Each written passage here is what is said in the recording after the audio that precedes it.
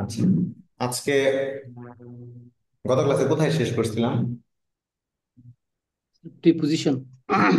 আচ্ছা, প্রিপোজিশন নিয়ে এটা করছিলাম আজকে। প্রিপোজিশনটাই দেখবো। প্রিপোজিশনটা দেখবো বলে প্রিপোজিশনের মোটামুটি তো সব শেষ করছি, কিছু অ্যাপ্রোপ্রিয়েট প্রিপোজিশনের ব্যবহার একটু আলোচনা করব, প্লাস কনজাংশন আলোচনা করব। হ্যাঁ, আচ্ছা স্যার। আচ্ছা ঠিক আছে, তাহলে টপিকটা কিছু ওই যেখানে শেষ করছিলাম সেখান থেকে শুরু করি। প্রিপোজিশনের বেসিক যে জায়গাগুলো সেগুলো ধরছিলাম মনে হয়, তাই না?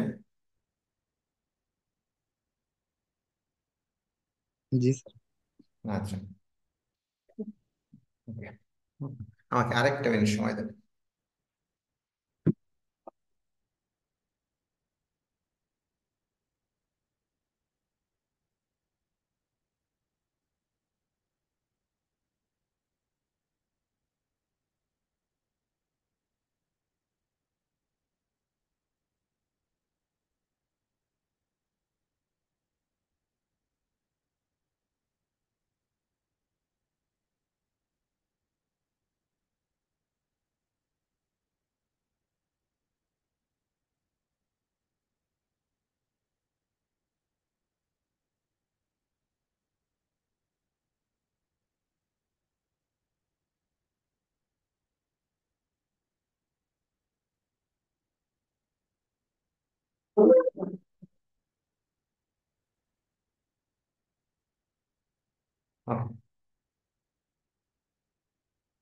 বোর্ড দেখতে পাচ্ছেন?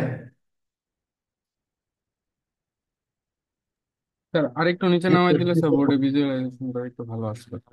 হ্যাঁ, আমাদের উপরটা তো অত দরকার পড়ে না। হ্যাঁ, এখন ঠিক আছে। আচ্ছা, কিছু প্রিপজিশন আছে যেগুলোর ব্যবহার নিয়ে আমাদের মাঝে মধ্যে কিছু প্রবলেম তৈরি হবে। যে প্রবলেম গুলো হচ্ছে যে আসলে প্রিপজিশন নিয়ে পরীক্ষায় প্রবলেম তৈরি হবে না, প্রবলেম তৈরি হবে যে এগুলোর ব্যবহার নিয়ে, যে এই শব্দটা কিভাবে ব্যবহার করতে হবে, ওই শব্দটা কিভাবে ব্যবহার করতে হবে। তো এই এই যে যে প্রবলেম গুলো তৈরি হবে, এই প্রবলেম গুলো একটু খেয়াল রাখতে হবে। সেন্টেন্সে আসবে, কোন কোন পরীক্ষায় কিভাবে আসবে, আসলে এইটা বিষয় না, বিষয়টা হচ্ছে যে মানে বিষয়টা বলতে এটাই বিষয় যে পরীক্ষায় কিভাবে আসবে। প্রিপোজিশন যে প্রিপোজিশন হিসাবেই পরীক্ষায় আসবে, কনজাংশন যে কনজাংশন হিসেবেই পরীক্ষায় আসবে, এরকম কোনো গ্যারান্টি নেই। একটা টপিক হয়তো কারেকশনে আসতে পারে, ডিটারমিনারের জায়গায় আসতে পারে, পার্টস অফ স্পিচ আইডেন্টিফিকেশনের জায়গায় আসতে পারে, সেন্টেন্সের পেইন পয়েন্ট এরর টাইপের যেগুলো থাকে সেগুলো আসতে পারে, কিংবা এরকমও দিতে পারে যে নিচের কোন বাক্যটিতে প্রিপজিশনের প্রয়োগজনিত ভুল আছে। তো এরকম নানান ভাবে পরীক্ষায় প্রশ্ন আসতে পারে। তো সেই ক্ষেত্রে আমাদের যেটা করতে হবে, আমরা শব্দগুলোর কিছু কিছু বিশেষ শব্দের কিছু কিছু ব্যবহার আমরা জেনে রাখার চেষ্টা করব। যেমন এই দুইটা শব্দের মধ্যে মূলত পার্থক্য কিভাবে তৈরি হয়। তো এই দুটো শব্দের মধ্যে পার্থক্য তৈরি করার জন্য স্বাভাবিকভাবে খেয়াল রাখবেন, এইটা অর্থ প্রকাশ করে বাই, আর এটা অর্থ প্রকাশ করে ইন এডিশন। ঠিক আছে, এখন কিভাবে ইন এডিশন টু ব্যবহার অর্থ করে, যেমন দেখেন, এই বিসাইড শব্দের আমরা বাংলায় বলি পাশে, আর এটা বলি এছাড়া।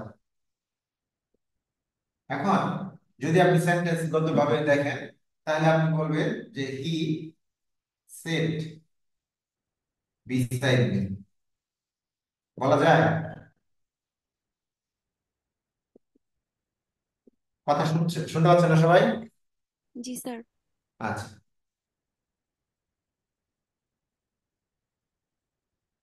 Besides Bangla I can speak English. এই যে দেখেন, এই যে যে পার্থক্যটা, এই পার্থক্যটাই জাস্ট খালি খেয়াল রাখতে হবে সেন্টেন্সে। তো এইখানে দেখেন, এটা বাই অর্থ প্রকাশ করতেছে, আর এটা কি অর্থ প্রকাশ করতেছে, যে বাংলার পাশাপাশি, বাংলার পাশাপাশি আমি কি জানি, ইংরেজিও জানি বা ইংরেজিও বলতে পারি। তাহলে এটা অর্থ প্রকাশ করবে ইন এডিশন টু, আর এটা অর্থ প্রকাশ করবে বাই। তাহলে এই দুইটা একটা একটা পার্থক্য তৈরি হয়। বিটুইন এবং এমং এর পার্থক্য দেখাইছিলাম, বলেন, কথা জি বলেন। স্যার। জি স্যার। জি স্যার জি দেখাইছিলেন স্যার স্যার, দুইটাই দেখাইছিলেন। দেখাইছিলেন স্যার। বলছিলাম স্যার আমরা, বিশেষ বিশেষ দেখিয়েছিলেন। কি বলছিলাম? স্যার বিসাইডস এগুলো দেখিয়েছিলেন। এটা দেখাছিলাম না? হ্যাঁ স্যার।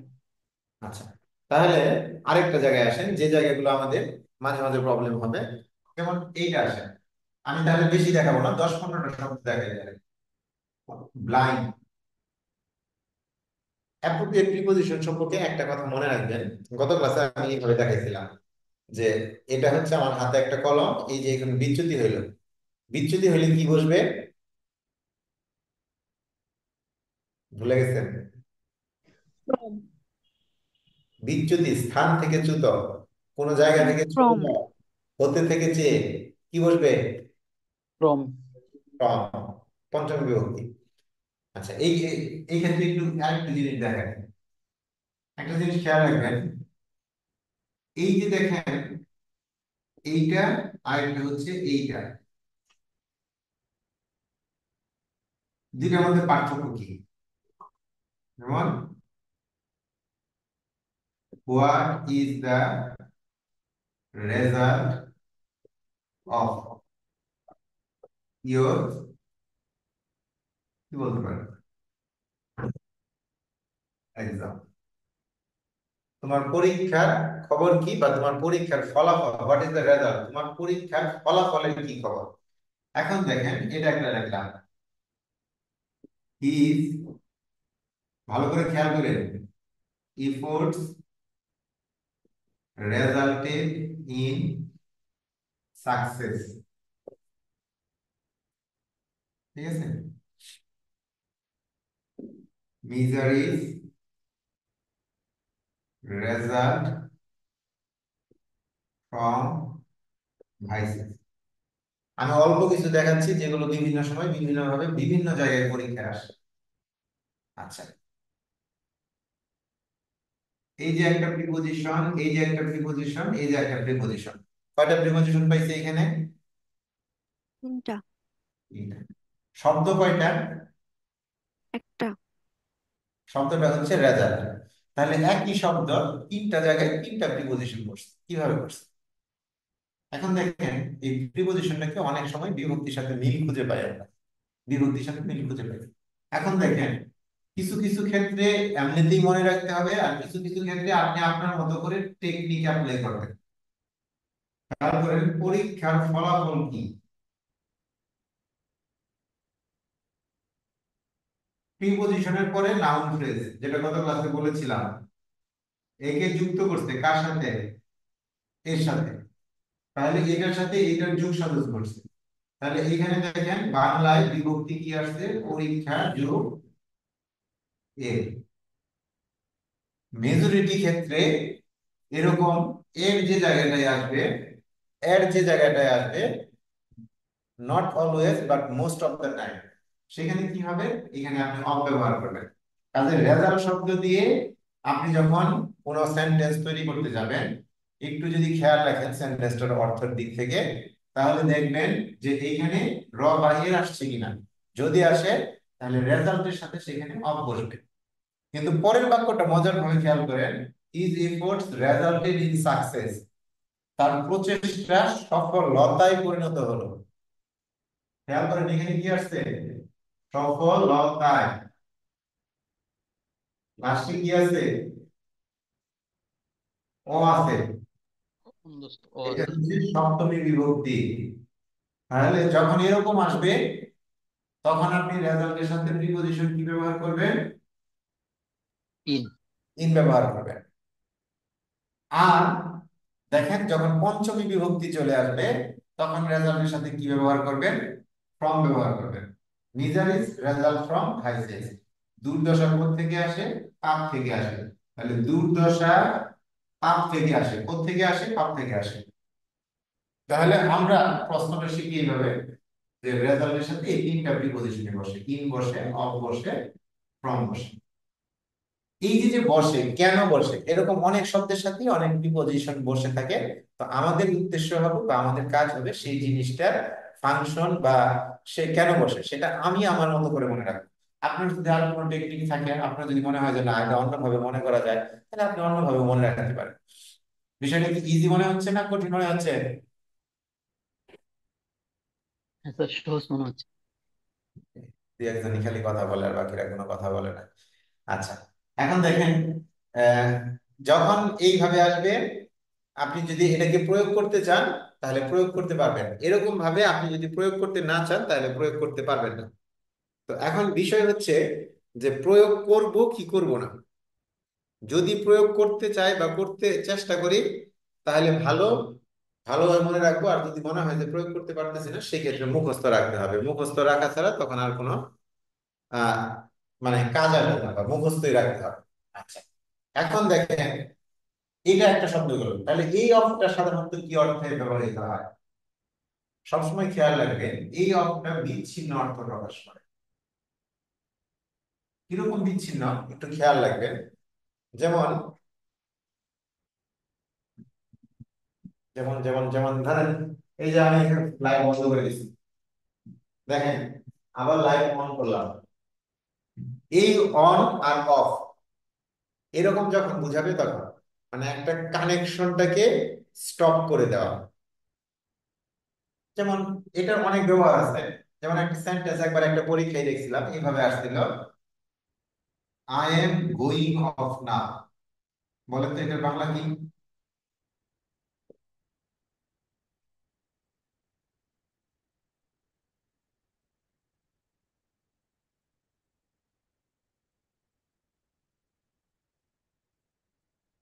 আর আমি এখন ছুটিতে যাচ্ছি।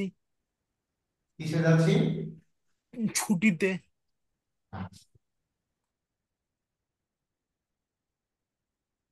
আমি যদি হ্যাঁ ঠিক আছে, আপনার অর্থটা মোটামুটি ঠিক আছে। I am very tired, I am going off now. তাহলে আমি এখন, ঠিক আছে, ছুটিতে যাচ্ছি বলতে আমি যে কাজটায় ছিলাম সেই কাজটা থেকে আমি কি হতে যাচ্ছি, বিচ্ছিন্ন হতে যাচ্ছি, রেস্ট নিতে যাচ্ছি, বা যেটাই হোক। তারপরে যেমন বলতে পারে,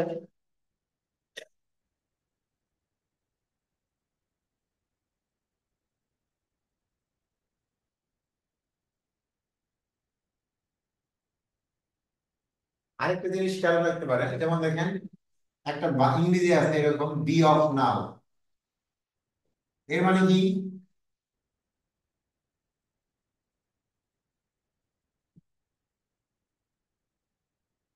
স্যার চুপ করো বোঝায়। বি অফ নাও, চুপ করো, দূর হও, দূর হও হতচ্ছাড়া, এইভাবে একটা কোনো কিছু বোঝায়। তাহলে দেখেন এখানেও বিচ্ছিন্নতা বোঝাচ্ছে। আরেকটা বলি, দা কমিউনিকেশন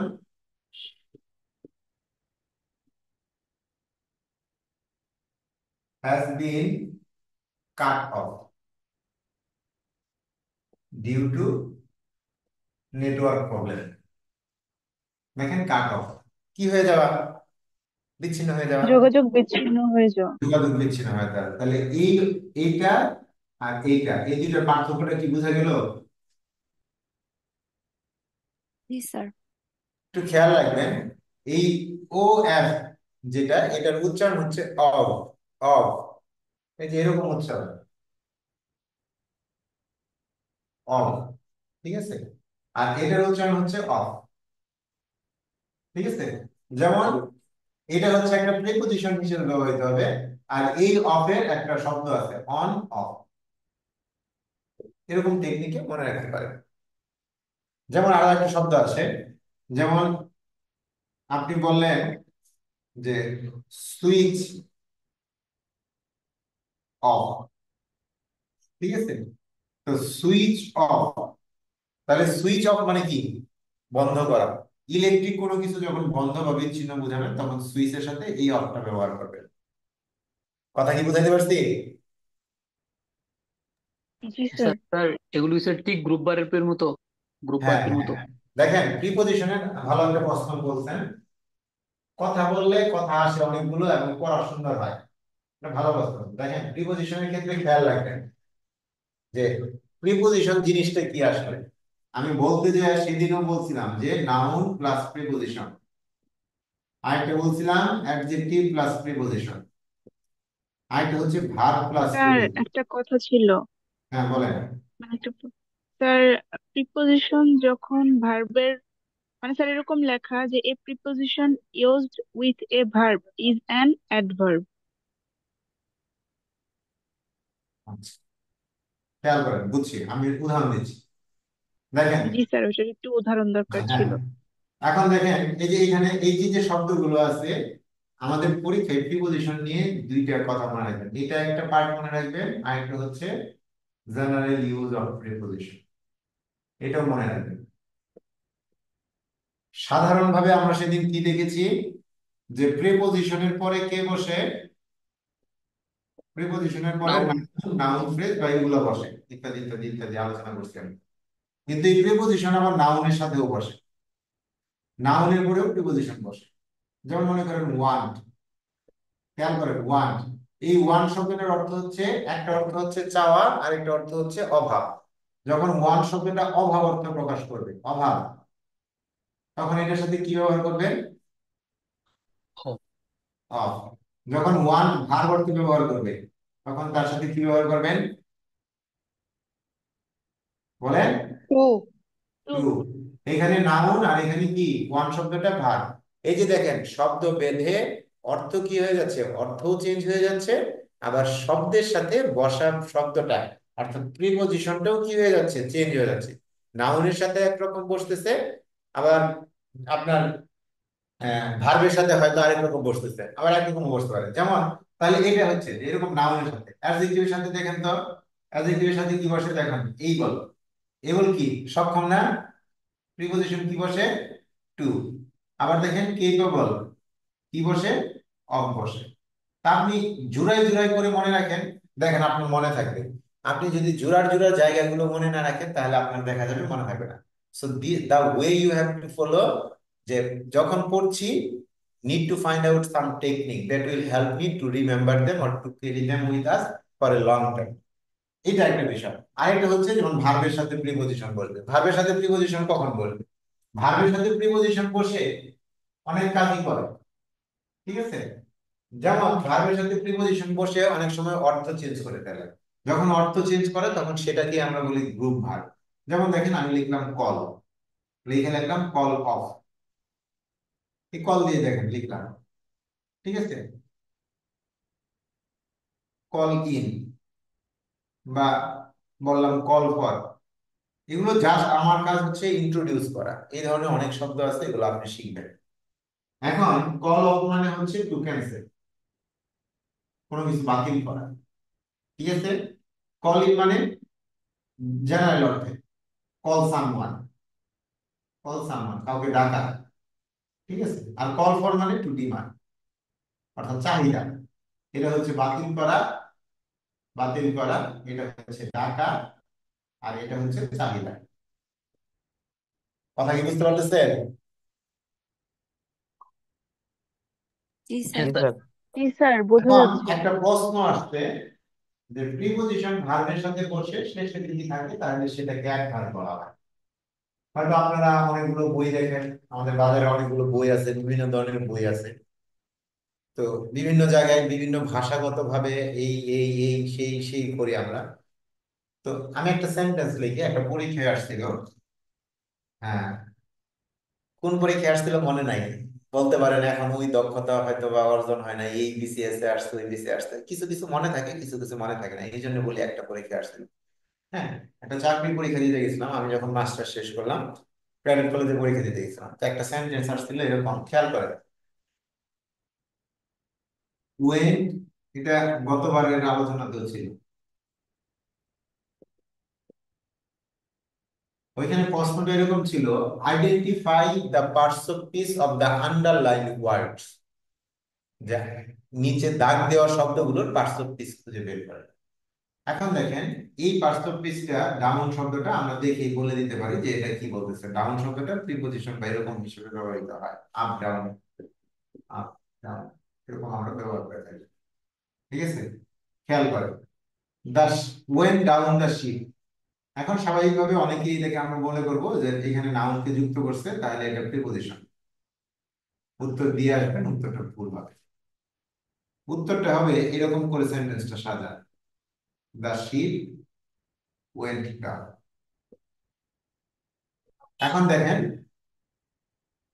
এটা যদিও একটা স্থানকেও বোঝাচ্ছে, যে তলের দিকে চলে গেল, নিচের দিকে চলে গেল, তখন এটা কি হয়ে গেল, অ্যাডভার্ব হয়ে গেল।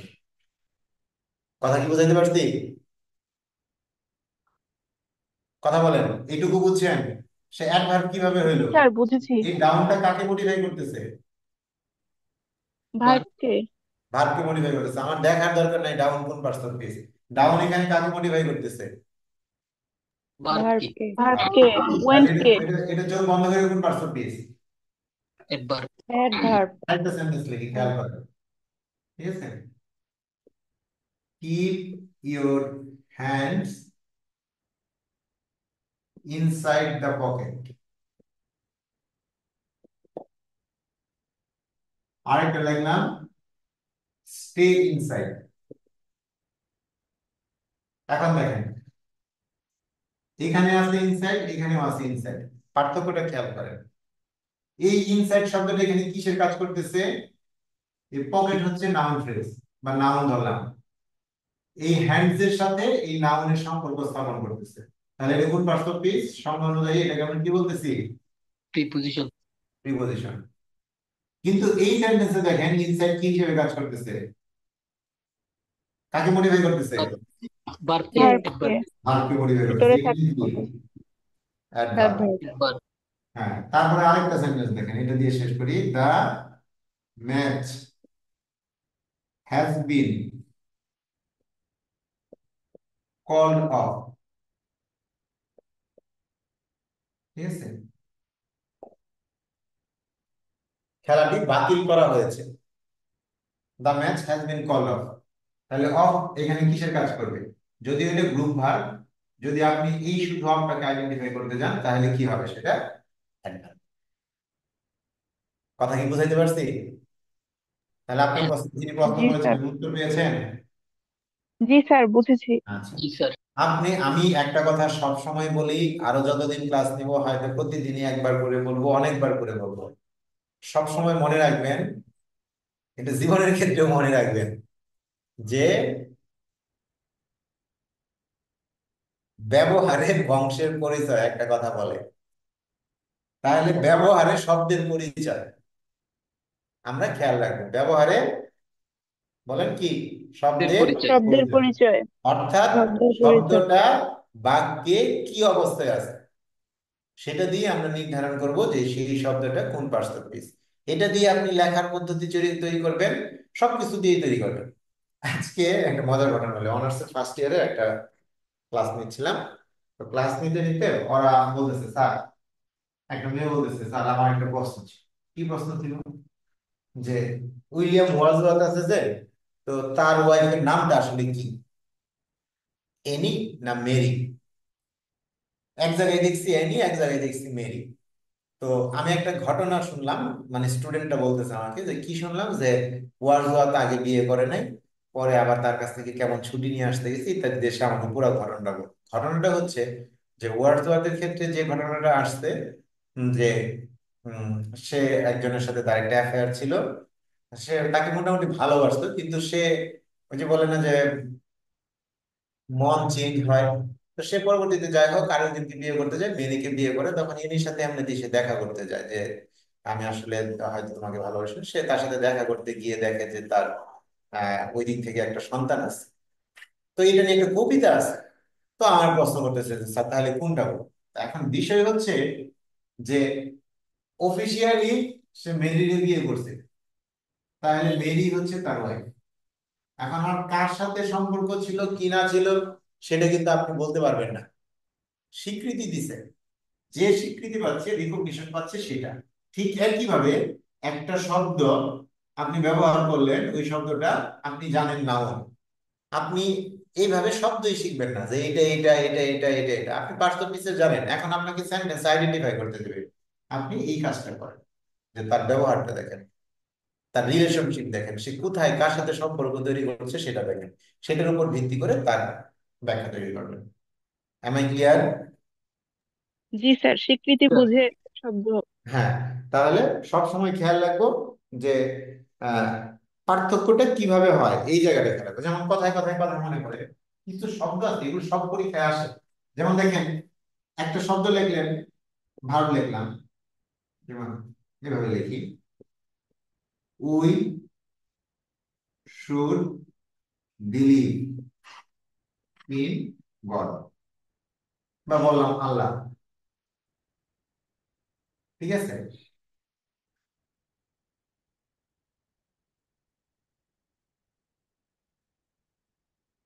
ইউর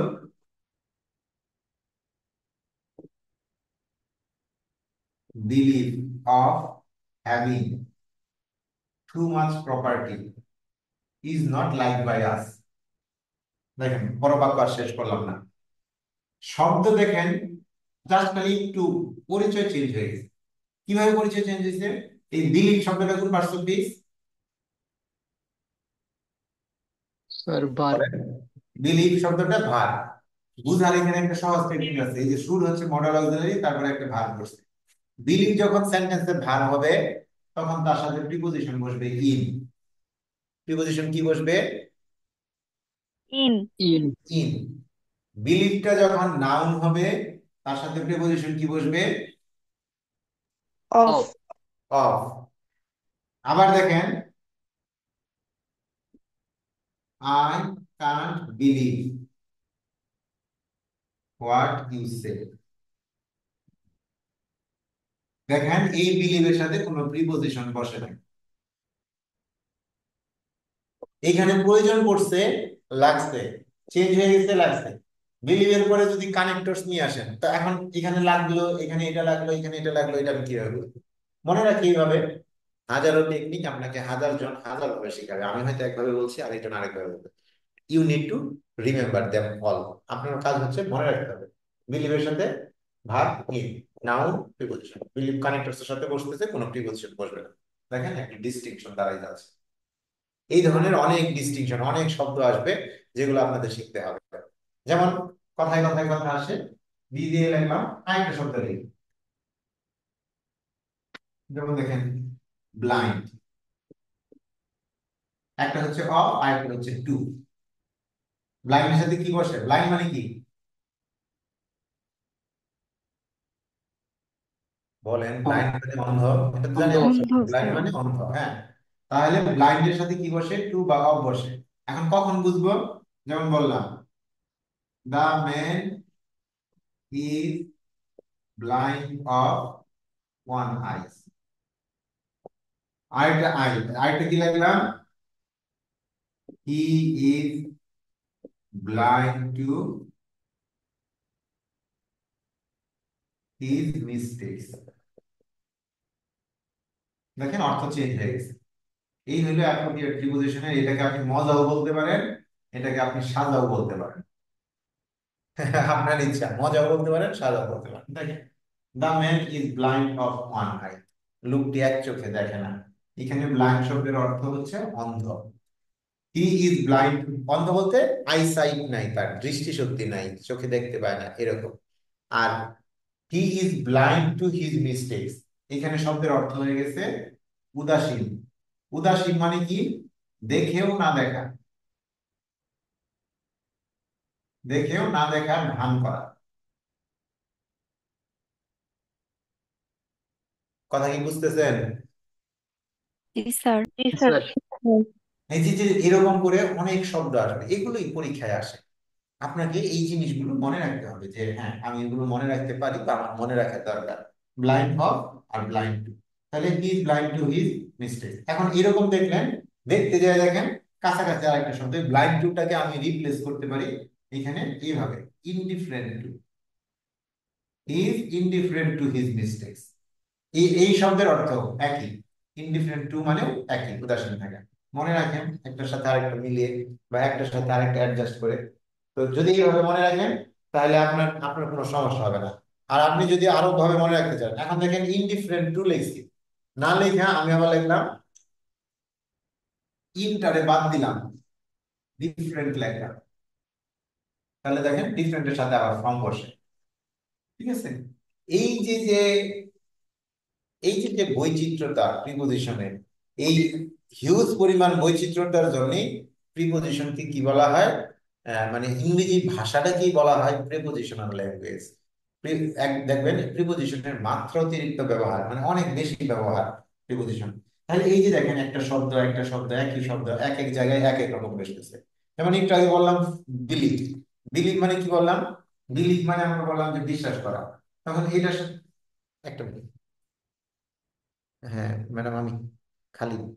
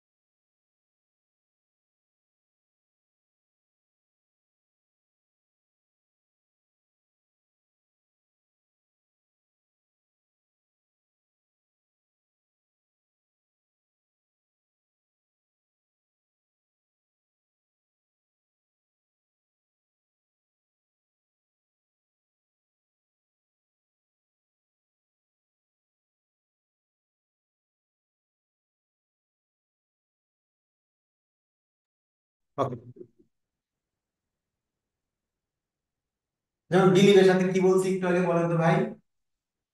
ইন বলছি। আপনি মনে রাখলেন বিলিভের সাথে বলছি, দেখেন তো কাছাকাছি আরেকটা শব্দ আছে না, ফেথ। ফেথের সাথে কি বসে তাহলে? বিশ্বাস করা অর্থে ফেথের সাথেও ইন ইন। বসে। ফেথের সাথেও কি বসবে? ইন। ইন বসবে। এখন এরকম কাছাকাছি আরেকটা শব্দ আছে, দেখেন তো, ট্রাস্ট। ট্রাস্টের সাথে কি বসতে পারে? ট্রাস্টের সাথে কি ট্রাস্টি। বসে? অন অথবা আপন। ঠিক আছে? তিনটা বাক্যই আমি বললাম উই বিলিভ ইন আল্লাহ। দেখেন বাক্য কিন্তু চেঞ্জ হয়ে যাবে, খেয়াল করেন। কি বলছি? উই বিলিভ ইন আল্লাহ, আমরা আল্লাহ বিশ্বাস করি, বা গড বললেন। তো এখানে লেখেন, এখানে কিন্তু লিখবেন পারবেন না উই ফেথ ইন আল্লাহ, বাক্যটা দেখেন চেঞ্জ হয়ে যাবে, উই হ্যাভ ফেথ ইন আল্লাহ। কথা বুঝতে পারছেন? পার্থক্যটা কি তাহলে বলেন? এই যে দেখেন পার্থক্য, এই বেটা হচ্ছে ভার্ব, এই বেটা হচ্ছে নাউন। মজার না বিষয়গুলো? আরেকটা দেখেন, এখানে কি বলছে? ট্রাস্ট অন বা আপন। ঠিক আছে, উই ট্রাস্ট অন বা আপন আল্লাহ। তাহলে এখানে ট্রাস্টটা ভার্ব হিসেবে ব্যবহৃত হচ্ছে। এখন দেখেন, কেউ যদি টাইটানিক মুভি দেখে থাকেন তাহলে প্রশ্ন করবেন, স্যার ট্রাস্টের পরে তো প্রিপোজিশন বসেও না। ট্রাস্টের পরে তো প্রিপোজিশন বসে না। টাইটানিক সিনেমা দেখছেন না? জি স্যার। সবাই তো দেখার কথা। টাইটানিক সিনেমা লাস্টে একেবারে শেষ মুহূর্তে যখন জাহাজটা ডুবতে থাকে, হ্যাঁ, একটা ডায়লগ আছে সিনেমায়, খেয়াল করবেন যে জ্যাক আর রোজ যখন পানিতে জাহাজটা ডুবে যাবে তখন বলে একটা বড় করে নিঃশ্বাস নিতে বলে। নিঃশ্বাস নেওয়ার পরে সে বলে যে, জ্যাক তাকে বলে, ইয়েকে, রোজকে বলে যে আমার উপর বিশ্বাস রাখো। তখন জ্যাক রোজ কি বলে? আই ট্রাস্ট ইট। আমাকে ডায়লগ বলে, আই ট্রাস্ট ইট। এখন প্রশ্ন হলো যে এমন কি রহস্য আছে যে আই ট্রাস্ট ইউ, এখানে প্রিপোজিশন বসলো না, এখানে কোনো প্রিপোজিশন নিচ্ছে না, এখানে প্রিপোজিশন নিচ্ছে, হাউ বা হোয়াট ইজ দ্য ডিফারেন্স? কারণটা হচ্ছে দেখেন, এই তিনটা জায়গাতে আমরা কি বুঝাচ্ছি? এই তিনটা জায়গাতে আমরা অস্তিত্বে বিশ্বাস করা বোঝাচ্ছি। অস্তিত্বে বিশ্বাস যদি এরকম বোঝায় তাহলে এই যে এইটার অর্থ। আর দেখেন এটা অস্তিত্বে বিশ্বাস নেই, এটা সরাসরি বিশ্বাসই বোঝাচ্ছে। আছে বলে ধরে নেওয়া বিশ্বাস বোঝাচ্ছে না, বলতেছে আমি বিশ্বাস করি। তাহলে এই যে যে পার্থক্য গুলো আপনার হচ্ছে, দেখেন কথা বলতে বলতে অনেকগুলো প্রিপোজিশন কিন্তু বলে ফেলছি। এই যে যে পার্থক্য হচ্ছে, এই পার্থক্য গুলো আপনাকে খেয়াল রাখতে হবে, একটার সাথে আরেকটা খেয়াল রাখবেন, একটার সাথে আরেকটাকে মেলানোর চেষ্টা করবেন। এরকম যখন মেলাতে পারবেন তখন দেখবেন যে আপনার প্রিপোজিশন পড়াটা অনেক ইজি হচ্ছে। হ্যাঁ, আপনি মানে ইজি হবে আপনার জন্য। যেমন আমরা একটা শব্দ ব্যবহার করি, আমি জানি না আপনারা যখন অ্যাডমিশন টেস্ট দিচ্ছেন এগুলো দেখছেন কিনা। তো আমি আমার অ্যাডমিশন টেস্টে এগুলো অনেক কিছুই দেখছি, ঠিক আছে, বা যখন যখন পরীক্ষা দিচ্ছি তখন অনেক কিছুই দেখতে পেয়েছি। যেমন দেখেন একটা শব্দ আছে ইন টাইম, আরেকটা হচ্ছে অন টাইম। বলেন তো পার্থক্য কি?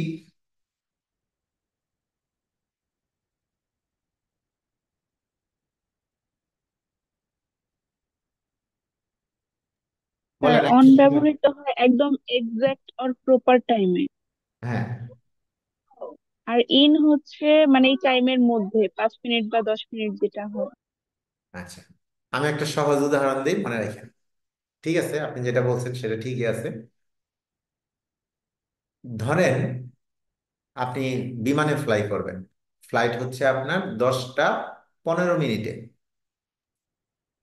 বিমান ছাড়বে কয়টায়, টেক অফ করবে কয়টায়? 10টা 15 মিনিটে। 10টা 15 মিনিটেই করবে। এটা হচ্ছে অন টাইম। আর আপনি বিমানে উঠবেন কয়টায়? 10টা 15-র মধ্যে। টাইম। 10টা 15-র আগে উঠবেন, এটা হচ্ছে ইন টাইম। কথা কি বুঝাইতে পারছি? জি স্যার। জি স্যার। সহজ কথা মনে রাখবেন যে আমরা ওইরকম বলবো না যে আমি ধরেই নিছি এটা লেট হবে, এরকম না। ইন টাইম হচ্ছে দুইটা একই কথা, কিন্তু ব্যবহারিক প্রয়োগের ক্ষেত্রে খেয়াল রাখবো এটাকে বলা হচ্ছে ফিক্সড, আর এটা হচ্ছে বিফোর। কিন্তু এরকম বললে আসলে বুঝতে সমস্যা হয়। আপনি এইভাবে বলেন, the plane took off on time. বিমানটি যথাসময়ে ছেড়ে গেল বা উড্ডয়ন করলো। বাট উই হ্যাড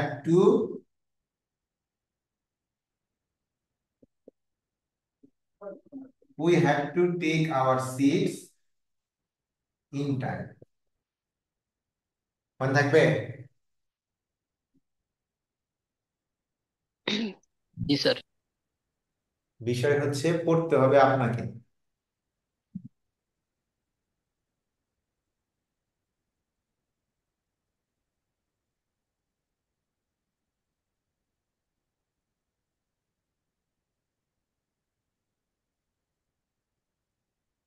আশা করি এইভাবে এইভাবে নিজেরা পড়ার চেষ্টা করবেন। পারবেন না? ইনশাল্লাহ স্যার। আচ্ছা, জেনারেলি মনে রাখবেন, যেমন জেনারেল ইউজ বলছিলাম, সময়ের পূর্বে অ্যাট বসবে। অ্যাট অন ইন কখন বসে? জেনারেলি সময়ের পূর্বে, একটু চাইলে ইচ্ছে করলে লিখে রাখতে পারেন। স্যার কোন বইয়ে কি এরকম এত পার্থক্য বুঝিয়ে দেওয়া আছে, এরকম কোন বই আছে? আমার জন্য এই প্রশ্নটা কঠিন। হ্যাঁ, আহ, বই তো আছে বলতে কি, টু বি ফ্র্যাঙ্ক, একটা বইয়ে, কোনো একটা বইয়ে সবকিছু পাবেন না কখনো। ঠিক আছে, একটা বই যে আপনাকে সবকিছু সমাধান করে দিবে এরকম কখনো হবে না। তো এই জন্যে আমি ছেলেমেয়েদেরকে একটা উদাহরণ দিই। উদাহরণটা এইভাবে দিই যে একটা, মানে যেটা দিয়ে বুঝে আর কি, আমাদের দেশে ক্রেজ হচ্ছে যে আমরা আমার ছেলেকে হয় ডাক্তার বানাবো, না হয় ইঞ্জিনিয়ার বানাবো। আমাদের দেশে ক্রেজটা হচ্ছে এরকম। একটা ছেলে প্রচুর পড়াশোনা করে, যে কোনো টপিকই পড়তে গেলে প্রচুর পড়াশোনা করতে হয়। তো আমরা ধরে নিই ডাক্তারি অনেক পড়তে হয়, প্রচুর পড়াশোনা করে, পড়াশোনা করে সে এমবিবিএস পাশ করে। ওকে, ভালো কথা, সে পড়াশোনা করে এমবিবিএস পাশ করলো। তাহলে এমবিবিএস পাশ করলেই তাকে ফিল্ডে পাঠানো হয় না। কেন পাঠানো হয় না? তাকে না পাঠায় কি করা হয়, 1 বছর 1.5 বছর বা 18 মাস, এরকম 12 মাস বা 18 মাস, এরকম তাদেরকে ইন্টার্নি করতে পাঠানো হয়, ইন্টার্নশিপ করে তারা। ইন্টার্নশিপ জিনিসটা আসলে কি? ইন্টার্নশিপ জিনিসটা হচ্ছে আসলে একটা প্র্যাকটিস, একেবারে প্র্যাকটিক্যাল ফিল্ডের প্র্যাকটিস। তো আপনার এই ক্ষেত্রে বিষয় হচ্ছে যে আপনি কি করবেন, যে ফিক্সড একটা বইকে ধরে যদি আপনি পড়া শিখতে চান, তাহলে স্বাভাবিকভাবে আপনার পড়া প্রপার হবে না। আমার পরামর্শ থাকবে, প্রিপোজিশনের জন্যই বলছিলাম। হ্যাঁ হ্যাঁ, না এটাই প্রিপোজিশনের জন্য। আমি আপনাকে কয়টা বলবো, প্রিপোজিশনের মনে হয় বাজারে সবচেয়ে বেশি বই আছে। ঠিক আছে, তবে আপনি যদি পড়তেই চান তাহলে একটা বই পড়তে পারেন, সেটা হচ্ছে একটা ইংরেজি ভার্সনের একটা বই পড়তে পারেন। সেটা হচ্ছে, দেখা দেখা যাচ্ছে না? Common mistake in English sir. হ্যাঁ, কমন জি স্যার, দেখা মিস্টেক যাচ্ছে। ইন ইংলিশ, এই নামেও বহুত বই আছে। আপনারা পড়বেন এই বইটা, এই যে এই লুকের লেখা যেটা, এই যে বিটি কিডস, এটা স্যার আমার আছে স্যার, এডমিশন টেস্ট সময় থেকে আছে। এটার ইংলিশ ভার্সনটা থাকার কথা। আমি আমি যখন ইউনিভার্সিটিতে পড়ি, ঠিক আছে, এই বইটা, এই যে এইটুকু বই, আপনি বিশ্বাস করবেন কিনা জানি না, 8 টাকা 10 টাকায় বিক্রি হতো, এটা রাস্তার ধারে পড়ে থাকতো। এই পরবর্তীতে মানুষ কেউ সন্ধান পাইতে পাইতে আস্তে আস্তে যখন বলা শুরু করলো, এই বইটা শেরপুরে এখন 120 টাকা রাখে। কোথায় কত রাখে জানি না, শেরপুরে সম্ভবত একশো স্যার বিশ টাকা 18 সালে স্যার আমি চিটং থেকে নিয়েছিলাম, চট্টগ্রাম থেকে নিয়েছিলাম 60 টাকা 18 সালে। 18 সালে। হ্যাঁ স্যার। আর দেখেন তাহলে 60 টাকা। আর আমি কত, আমি ইউনিভার্সিটিতে এই বইটা, আমি এই বইটার সন্ধান পাই 2008 সালের দিকে। তাও কোথায় পাই? আপনি কি চট্টগ্রাম ইউনিভার্সিটির স্টুডেন্ট?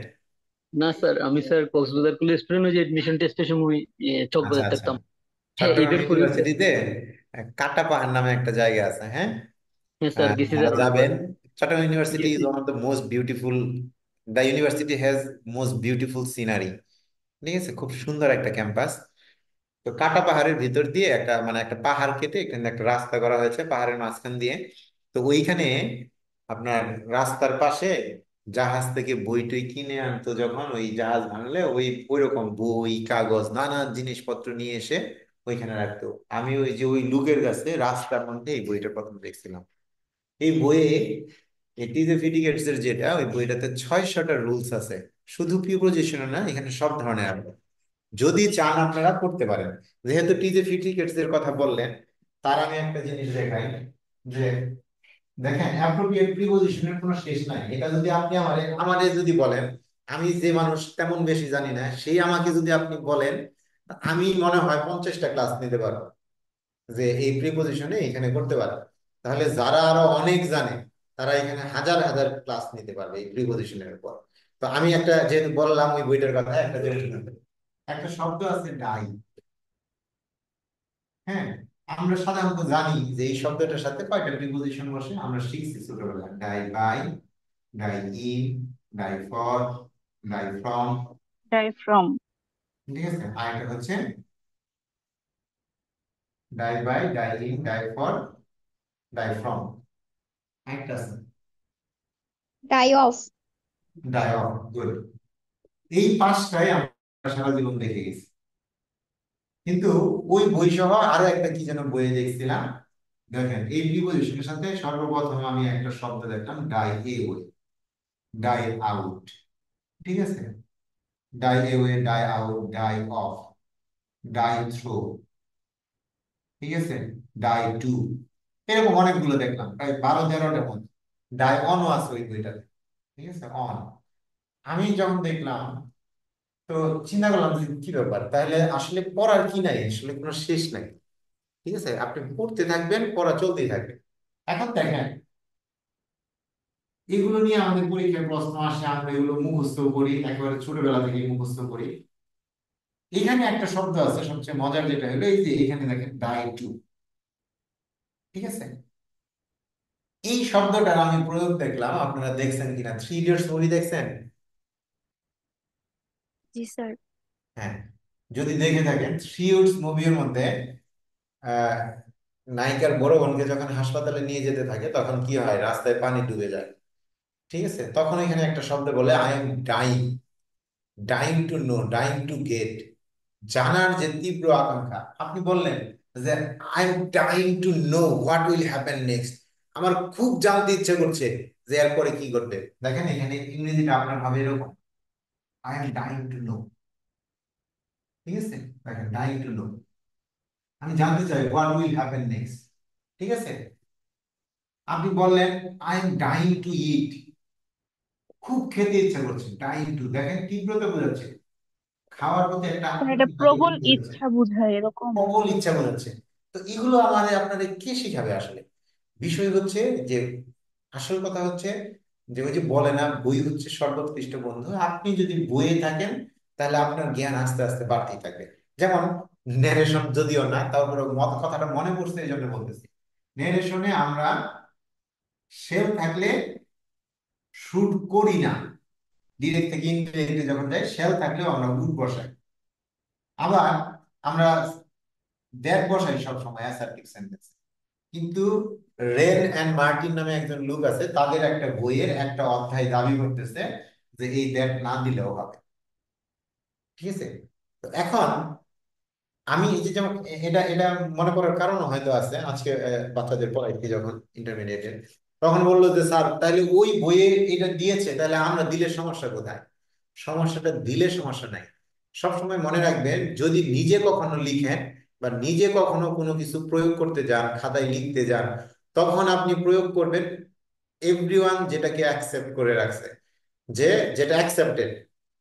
আর যেটা আপনার ধারণা যে এই জিনিসটা কম জানার সম্ভাবনা আছে, সেটা আপনি কখনোই একেবারে লার্নিং পার্সন ছাড়া, তাদের সামনে ছাড়া কখনোই ব্যবহার করবেন না। আমরা একটা কথা বলি না, মানুষ যে যে যে মূর্খ, সে তার সাথে যদি যুক্তি দিয়ে তর্ক করতে যান, তাহলে সে আপনাকেও মূর্খের পর্যায়ে নামায় নিয়ে আসবে। তো আপনার জ্ঞান দেখানোর জায়গা আছে, যখন যেখানে আপনি পাবেন সেখানে দেখবেন, কিন্তু যখন যেখানে পাইলাম একবারে আমার সাত পাঁচ বিচার না করে আমি এখানে গণহারে ব্যবহার করা শুরু করবো, এরকম না। তো আপনি যদি আসে পরীক্ষায় এখান থেকে, ঠিক আছে, যেমন এই দুইটা নিয়ে একটা একটা বিতর্ক প্রশ্ন, একটা উত্তর দিই। যেমন দেখেন, he died by accident.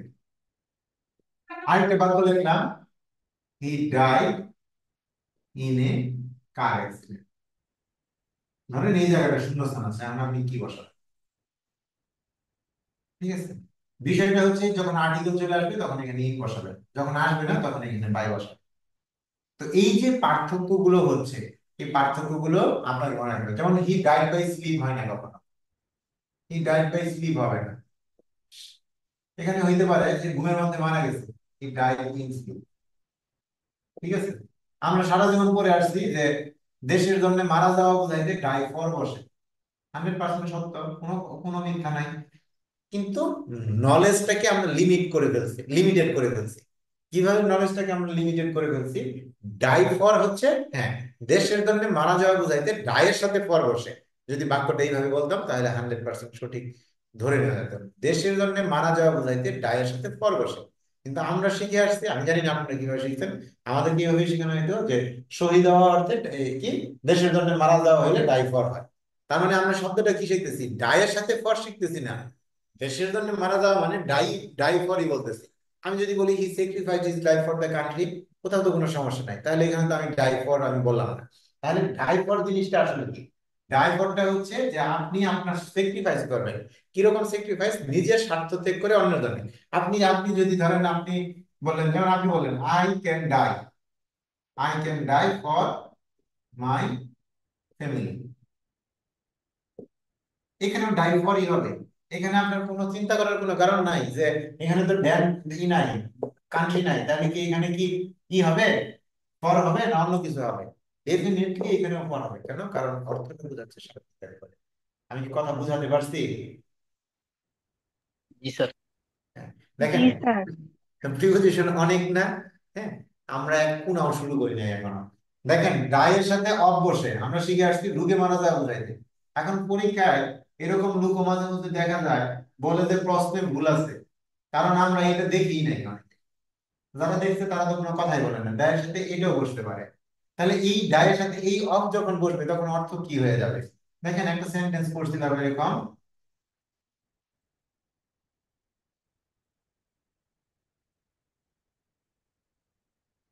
They died of one after another. ঠিক আছে, one after another. Die of তাহলে কি অর্থ দাঁড়াচ্ছে? একে একে মারা যাওয়া, একটার পর একটা। ডিউরিং করোনা, আপনি বলেন during corona people died of one after another. করোনার সময় একের পর এক মানুষ মারা গেল। তাহলে ডাই অফ কি? ক্রমান্বয়ে ধীরে ধীরে একটার সাথে একটা, একটার পর একটা মারা যাওয়া। আমি কথা বুঝাতে পারলাম? জি জি স্যার। স্যার। বুঝতেছেন? এটা কিন্তু প্রেপোজিশন। জি স্যার। আমরা সারা জীবন বলে আসি সাবজেক্ট ভার্ব অবজেক্ট। এই এই জায়গাটা যদি, এক মিনিট,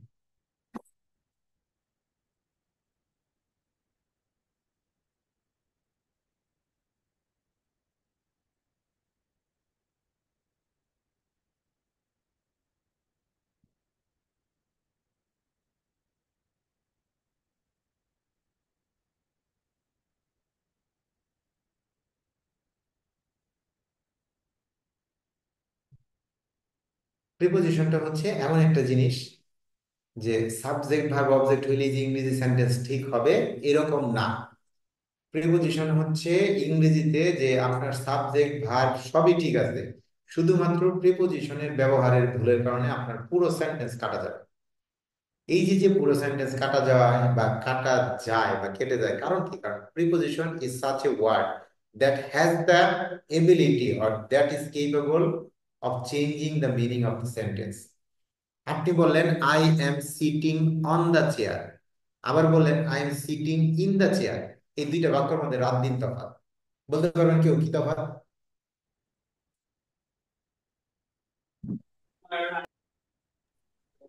হুম, আচ্ছা। স্যার প্রথম আচ্ছা, এটা একটু মনে রাখবেন, আমি গাইডটা আগে শেষ করে আসি, এটা মনে রাখবেন। তাহলে সিট অন বলছি, আরেকটা বলছি ইন।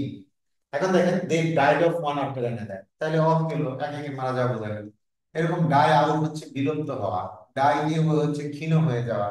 এরকম ডাই অন, এটা ওই যে টিজে ফিটিকেটস এর বইয়ে দেখছিলাম, ডাই অন দ্য স্কেফল, ফাঁসি কাস্টে ঝুলিয়ে মারা, ডাই অন দ্য স্কেফল। তো এরকম আপনি পড়বেন, প্রচুর পড়বেন, প্রচুর মনে থাকবে। যদি পারেন টিজে ফিটিকেটস এর বইয়ে 600টা রুলস আছে, ওই বইটা কিনেন, 100 টাকা 150 টাকা যা লাগে কিনবেন। যতদিন পারেন, যতবার পারেন বইটা বারবার শেষ করবেন। এমনি করবেন, ফার্স্ট পেজ থেকে শুরু করবেন, পড়া শুরু করবেন, শেষ করবেন, আবার শুরু করবেন, আবার শেষ করবেন, আবার শুরু করবেন, আবার শেষ করবেন। এক সময় দেখবেন আপনার নিজের মধ্যে ব্যাখ্যা দাঁড়া গেছে, ওইখানে 600 রুলস আছে, সব মিলায়া হিউজ পরিমাণ জিনিস আছে এখানে, অনেক। আপনার যদি মনে হয় যে না আমি নিব, আপনি যদি মনে করেন যে আমি নিয়ে এটা 7 দিনে বই শেষ করে ফেলবো, জীবনে পারবেন না। আপনি যদি বুঝে বুঝে পড়তে চান, ইট উইল টেক টাইম। ঠিক আছে, আপনার টাইম নিবে, তা আপনি পড়েন, প্রচুর পরিমাণ পড়েন, তাহলে সব দিক থেকে লাভ হবে। যেমন আমরা সাহিত্য পড়ার সময় একটা কথা বলবো, তা আমরা সাহিত্য যখন পড়ি আমরা কি করি, শীট গুলো সামনে নেই, নিয়ে একেবারে ঘটনা মুখস্থ করা শুরু করি। কিভাবে মুখস্থ? শেক্সপিয়ারের জন্ম এত, শেক্সপিয়ারের মৃত্যু এত, শেক্সপিয়ার এতগুলো সনেট লিখছে, এতগুলো কবিতা লিখছে, এই লিখছে সেই লিখছে, এটা সেটা ইত্যাদি ইত্যাদি।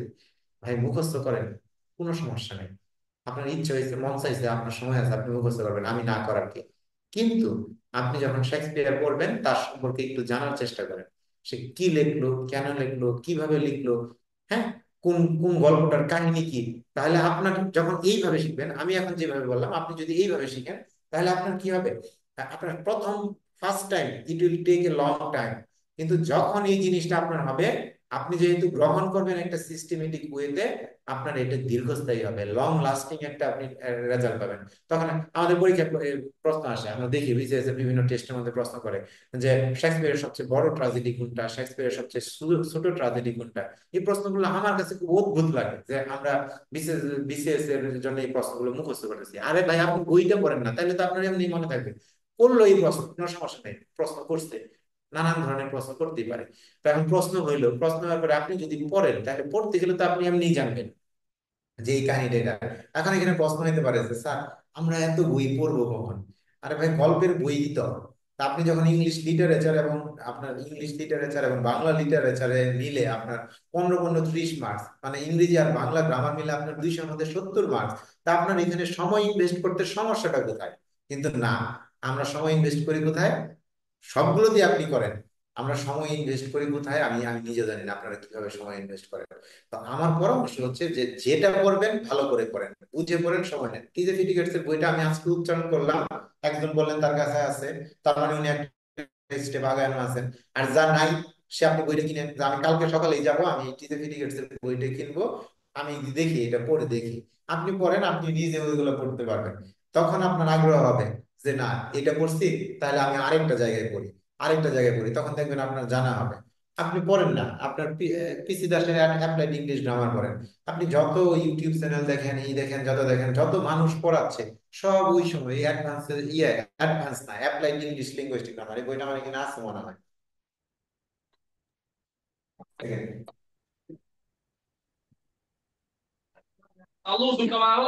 Sir applied English grammar and composition. এই যে আপনি পড়েন, বইটা কিনেন। আপনি যদি চিন্তা করেন অনেক মোটা বই আমি পড়বো না, আরে ভাই পড়া শুরু করেন না, এক সময় শেষ হয়ে যাবে। শুরু করেন, এক সময় শেষ হয়ে যাবে। এই যে বই আছে, আরো বেশ কয়েকটা বই আছে, আরেক দিনে হলো ইয়েতে, এটা এখানে লাগছিল, নিয়ে আসা ছিল। তো পড়েন। আমি ইংরেজি সাহিত্য বুঝতে চান, কথা প্রসঙ্গে আসছে তাই বললাম, সাহিত্য বুঝতে চান, পড়েন না এই বইটা। হ্যাঁ, স্যার এই আপনি বইটা যদি আছে এটার আমাদের। বৈশিষ্ট্য বুঝতে চান, পড়েন না এই বইটা, হোক না এটা, এটা যে ইংলিশ লিটারেচার যারা পড়তে হোক তাদের বই। কিন্তু আমরা কি করি জানেন, আপনি পড়েন, সময় দেন, তাহলে আপনার ফিগারস অফ স্পিচ থেকে পরীক্ষার প্রশ্ন আসে। লিটারেচার আমাদের দেখবেন বিভিন্ন, আমরা যে যে এখানে আমাদের ক্লাসগুলো সাজানো, দেখা যাবে যে 7টা বা 8টা ক্লাসে লিটারেচার শেষ। তো 7টা 8টা ক্লাস কি আপনাকে লিটারেচার আসলে শেষ করে দিবে? কখনো না। লিটারেচার সম্পর্কে আপনাকে একটা ধারণা দিবে। আপনি পড়েন না, এই বইটা শুরু করেন, দিয়ে শুরু করেন। এরকম আরো অনেক বই আছে যে আমি একটার পর একটা দিয়ে শুরু করতে পারি, যে না পড়বো। আপনি যদি টার্গেট এটাই থাকে যে না BCS is my only target, বা গভর্নমেন্ট জব আমি করতে হবে, তাহলে আপনি সময় ইনভেস্ট করতে সমস্যা কোথায়? বসে থাকলেও সময় চলে যাবে, পড়লেও সময় চলে যাবে, তাহলে পড়েই সময় কাটান। কথা কি বুঝাইতে পারছি? জি। আচ্ছা, উপদেশ মনে হয় একটু বেশি ভারী হয়ে গেছে। আচ্ছা, তাহলে এরকম করে আপনারা একটা পর একটা শিখতে থাকবেন। আমি কি কথা বুঝাইতে পারলাম তো নাকি? হ্যাঁ স্যার। আচ্ছা। জি। Sit on. আচ্ছা, সিট ইন আর সিট অন।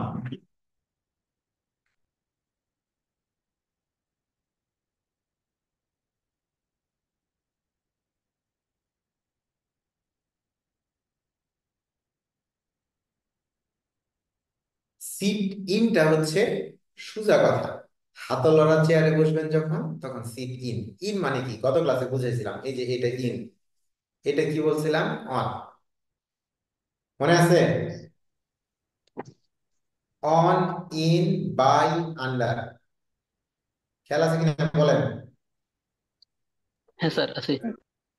তাহলে এখন দেখেন, হাতলওয়ালা চেয়ারে যখন আমরা বসছি, তখন চেয়ারটার একটা একটা সার্কেলের মতো করে হচ্ছে, বা একটা বাউন্ডারি থাকতেছে, তখন সেটা হচ্ছে ইন। আবার যখন আপনি হাতল ছাড়া চেয়ারে বসতেছেন তখন বলেন অন। তাহলে এইভাবে সেন্টেন্স আপনি একটা এরকম করে পাঠ করতে পারতেন। আপনি বললেন he set in an arm chair, অথবা বললেন he set on a chair. ঠিক আছে, এরকম বললেন। তাহলে সিট ইন অনের পার্থক্য আপনি খেয়াল রাখলেন। যেমন একটা শব্দ আসে অনেক সময় যে এন্টার ইনটু, হবে কি হবে না, এই প্রশ্ন কি আপনাদের মনে আসে না আসে না? এটা অনেকবার পরীক্ষায় আসে। এন্টারের সাথে কখন ইনটু হবে, এন্টারের সাথে কখন ইনটু হবে, এন্টারের সাথে কখন কোনো প্রিপজিশন হবে না। 1 মিনিট, আমি আসতেছি একটু পানি খেয়ে।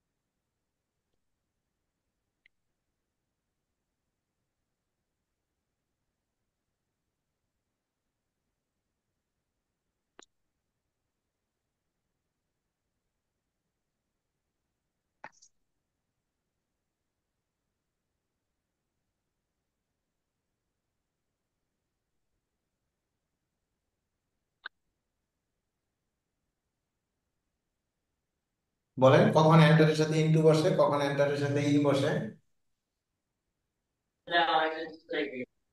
রুমে প্রবেশের কোথাও প্রবেশের ক্ষেত্রে এন্টারের সাথে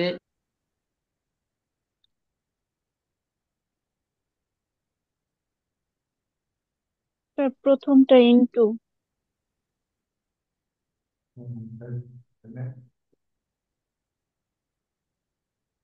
দুইটাই বাক্য আমি সঠিক লিখছি, হ্যাঁ। দেখেন, প্রথম বাক্যে এন্টারের সাথে প্রিপজিশন বসবে না, দ্বিতীয় বাক্যে প্রিপজিশন বসবে। কেন বললাম শুনেন। বলার কারণ হচ্ছে যে এন্টারটা যখন প্রবেশ করা হবে কোনো কিছুতে, তখন এন্টারের সাথে আপনি কোনো প্রিপজিশন ব্যবহার করবেন।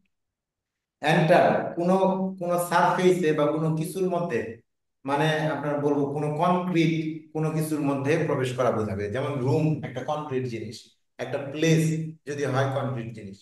কিন্তু দেখেন ডিসকাশনটা কি ধরনের, একটা abstract idea.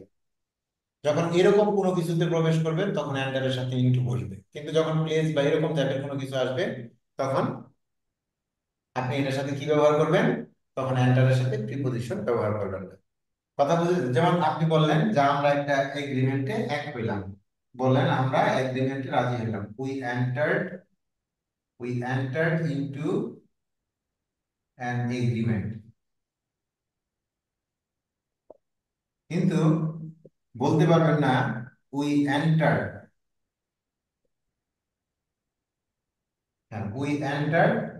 The cinema hall, আমরা সিনেমা হলে ঢুকলাম, we entered the cinema hall. কথা কি বোঝা গেছে? হ্যাঁ স্যার। হ্যাঁ। স্যার এরকম করে, প্রথমটাতে ইনটু দিলে ভুল হবে। হ্যাঁ কোনটা, সরি এখানে উই এন্টার্ড, হ্যাঁ উই এন্টার্ড যদি সাথে যদি এখানে যদি ইনটু দেই তাহলে ভুল হবে, এন্টার্ড ইনটু দা যদি দেই তাহলে ভুল হবে। কিন্তু যদি এখানে কি বোঝাচ্ছে আসলে, আমি ওই যে বললাম কনক্রিট ধরনের কোনো কিছু যদি আসে বা প্লেস বা এরকম কিছু, দেখেন ডিসকাশনটা কি অ্যাবস্ট্রাক্ট টাইপের কোনো কিছু না, ডিসকাশন কি দেখা যাচ্ছে, জি এগ্রিমেন্ট কি দেখা যাচ্ছে, হুম, এগ্রিমেন্ট যেভাবে না লেখা স্যার। আছে বা এটা হচ্ছে এরকম ধরনের বিষয় আসবে যখন, তখন ইনটু ব্যবহার করবেন। রুমে প্রবেশ করা বা কোনো জায়গায় যখন প্রবেশ করা বোঝাবে তখন আপনি এটার সাথে ইনটু ব্যবহার করবেন না। কথা বোঝাতে পারছি? জি স্যার বুঝেছি। যেমন ব্যক্তি বস্তু অনুযায়ী আলাদা হয়, পার্ট উইথ হয়, পার্ট ফ্রম হয়, পার্ট ফ্রম হয়। পার্ট মানে কি, বিচ্ছিন্ন হওয়া, ঠিক আছে? ব্যক্তি থেকে যদি বিদায় দেন বা বস্তু থেকে যদি বিদায় হয় তাহলে পার্ট উইথ, ব্যক্তি থেকে যদি হয় তাহলে পার্ট ফ্রম। যদি বস্তুর সাথে পার্ট বোঝায়, বিচ্ছিন্ন হওয়া বোঝায় তাহলে উইথ, আর ব্যক্তির সাথে যদি বিচ্ছিন্ন হওয়া বোঝায় তাহলে হবে পার্ট ফ্রম। এইরকম করে অসংখ্য আছে। যেমন আরেকটা আসলো ফর্ম থেকে, সাফার, ঠিক আছে, suffer, suffer, suffer in, suffer for, ঠিক আছে, আর হচ্ছে সাফার ফ্রম। কখন ইন ব্যবহার করব, এটা একটা ফ্রেজ আছে, suffer in the long run.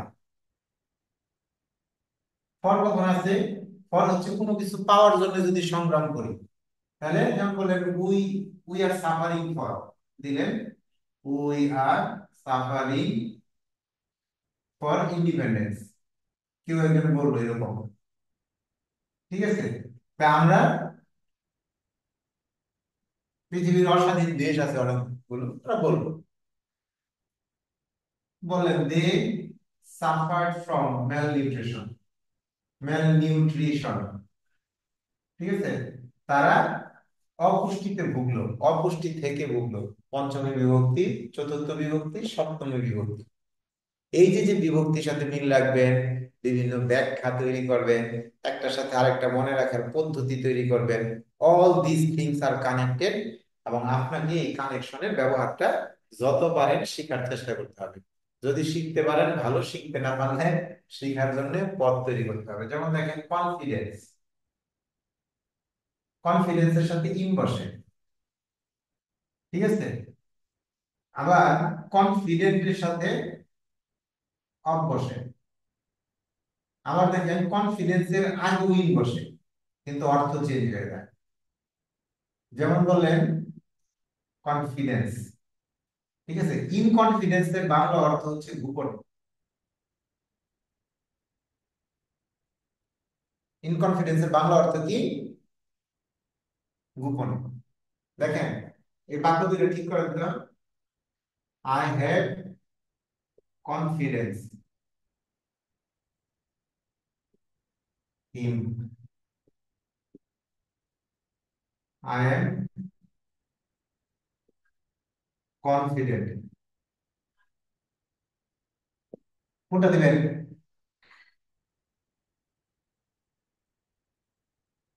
বলেন? স্যার কনফিডেন্স ইন হবে, কনফিডেন্ট অফ হবে। হ্যাঁ, খেয়াল রাখবো, কনফিডেন্স হচ্ছে নাউন, নাউনের সাথে ইন, আর কনফিডেন্ট হচ্ছে অ্যাডজেক্টিভ, এটার সাথে কনফিডেন্ট হবে, ঠিক আছে? এরকম করে পার্থক্যগুলো যখন আসবে তখন মনে রাখার চেষ্টা করবেন, যদি পারেন মনে রাখবেন, না রাখলে আরো মনে রাখার চেষ্টা করবেন, এটা আর কোনো বিকল্প অপশন নাই। ঠিক আছে? যেমন আরেকটা শব্দ আছে, কোন যেন পরীক্ষায় দেখছিলাম আসছিল, লেক, LEC, লেক। লেকের সাথে কি বসে? লেক, ও দুইটা লেক, একটার সাথে ইন বসে আরেকটার সাথে অফ বসে। কখন অফ করবে? যখন ইন হবে, যখন হবে ভার। লেক যখন ভার তখন হবে ইন, আর লেক যখন নাউন তখন। এরকম করে হাজারটা জায়গা আসবে, অনেকটা জায়গা আসবে, অনেক শব্দ আসবে। এগুলা আমি একটা ক্লাসে বা দুইটা ক্লাসে কোনো অবস্থাতেই শেষ করতে পারবো না। আপনার কাজ হচ্ছে, স্যার দুইটার মিনিং কি সেম হবে, ল্যাক ইন আর ল্যাক অফ?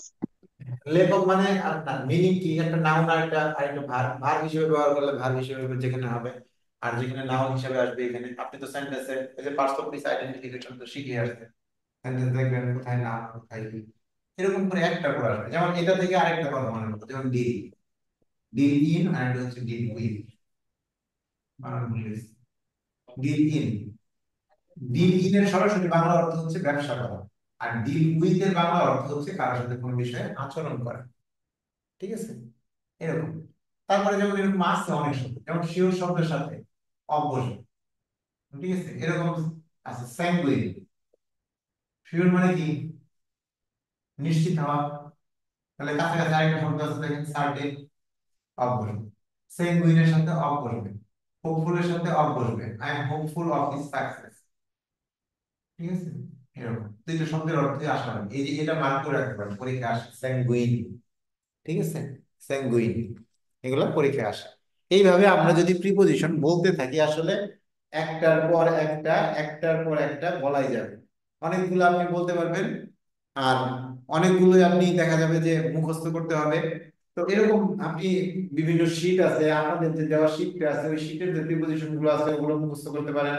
পার্থক্যগুলো শুধু খেয়াল রাখার চেষ্টা করবেন যে কোনটার সাথে কোন ধরনের শব্দগুলো হয় বা কোন ধরনের পার্থক্যগুলো হয়, এগুলো একটু নিজেদের মতো করে দেখার চেষ্টা করবেন, তাহলে দেখবে যে আপনার সেন্টেন্স তৈরি করাটা সহজ হবে।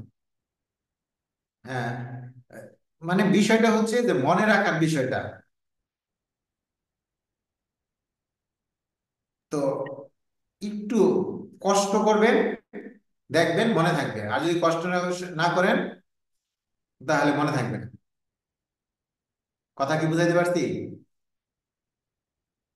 জি স্যার। স্যার অ্যাট ইন অনের কথা বলতেছিলেন, পরে আর বলা হয় নাই। অ্যাটিনের কথা কি যেন বলতেছিলাম, কি বলতে চাইছিলাম একটু হিন্টস দেন দেখি। অ্যাটিনের তো অনেক কথা আছে। স্যার জেনারেলি ইউজড এর ক্ষেত্রে আচ্ছা, বলতেছি। জেনারেল ইউজের ক্ষেত্রে না? আচ্ছা, জেনারেল ইউজের ক্ষেত্রে একটু পয়েন্ট করে লিখে রাখেন যে একটা হচ্ছে মূলত সময়ের পূর্বে হবে, আর দিন তারিখের পূর্বে অন হয়, মাস বছর ঋতুর পূর্বে ইন হয়। বেসিক কথাটা। এক হচ্ছে টাইমের সাথে রিলেটেড। ঠিক আছে? অন হচ্ছে তারিখ বা ডেট। ঠিক আছে? ডেটের সাথে রিলেটেড। আগে কি বললাম? ইন হচ্ছে মানে আপনার বছর ঋতু এগুলা। যদিও বলতে পারেন যে এটাও তো এক ধরনের টাইম, তো ওইটা হচ্ছে বড় অর্থে আর কি। ঠিক আছে? সিজনের ক্ষেত্রে, মান্থের ক্ষেত্রে। ঠিক আছে? এরকম। ঠিক আছে? ইয়ারের ক্ষেত্রে। ফেসবুকে প্রিপোজিশনের জেনারেল ইউজের একটা পাওয়া যায়, এটা কি তানভীর না কার যেন একজন লেখা, একটা কবিতা লিখছে প্রিপোজিশন, ছোট শহর বড় শহর, দেখতে পারেন। মুখস্থ রাখবেন তো, অনেক বড়। আহ, দেখছিলাম অনেকদিন আগে, মনে নাই তো। জেনারেল ইউজের ক্ষেত্রে তো আমার কথা হলো, জেনারেল ইউজ গুলো যখন করব তখন অ্যাট, অন, ইন এই তিনটাই বেশি থাকে। তবে পরীক্ষায় কিন্তু জেনারেল ইউজের চেয়ে পরীক্ষায় বেশিরভাগ সময় থাকে আপনার ইন জেনারেল ইউজ গুলো, যেটা ওই কি বলে এটাকে, উম হ্যাঁ, মানে অ্যাপ্রোপ্রিয়েট প্রিপোজিশন বা গ্রুপ ভার্ব বা ফ্রেজাল ভার্ব এরকম ধরনের যেগুলো থাকে, এগুলো পরীক্ষায় বেশি থাকে। কথা কি বুঝাইতে পারছি?